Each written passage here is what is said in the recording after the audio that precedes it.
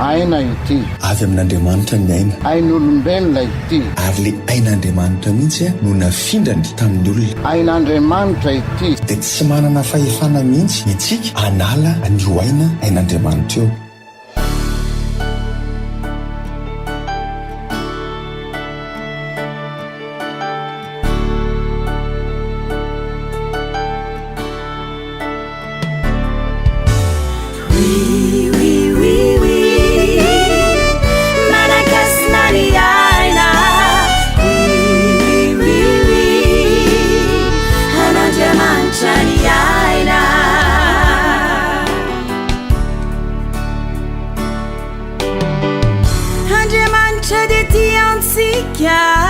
Andriamanitra fitiavana tsy mba misy fanavana namanitra namanana azy ianao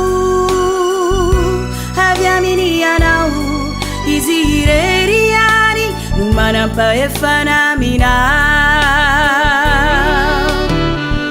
Andriamanitra dia tiantsika, Andriamanitra fitiavana mba misy fanavana namanitra namanana azy ianao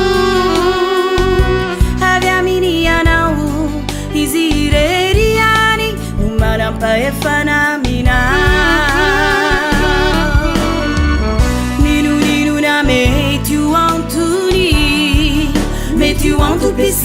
anao sy ny antony velomana.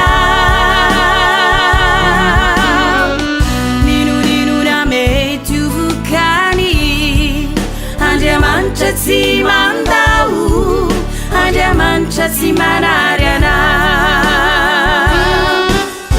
No, no, no, no, tsy azo esorina ny aina. No, no, no, no, tsy azo vonoina ny aina. Oui, oui, oui, manakasina ny aina.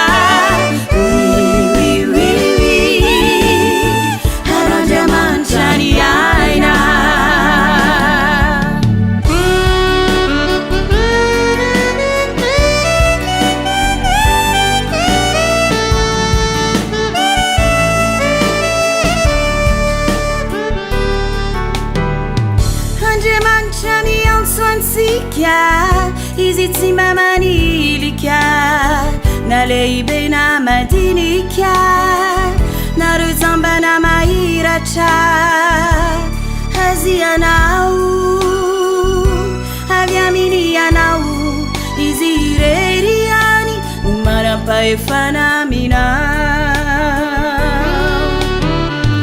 Andriamanitra miantso antsika, izy tsy mba manilika na lehibe na madinika na rojamba na mahiratra azy ianao avy aminy ianao izy irery ihany no manam-pahefana aminao. Ninonina mety ho antopisy anao sy ny antony velomana.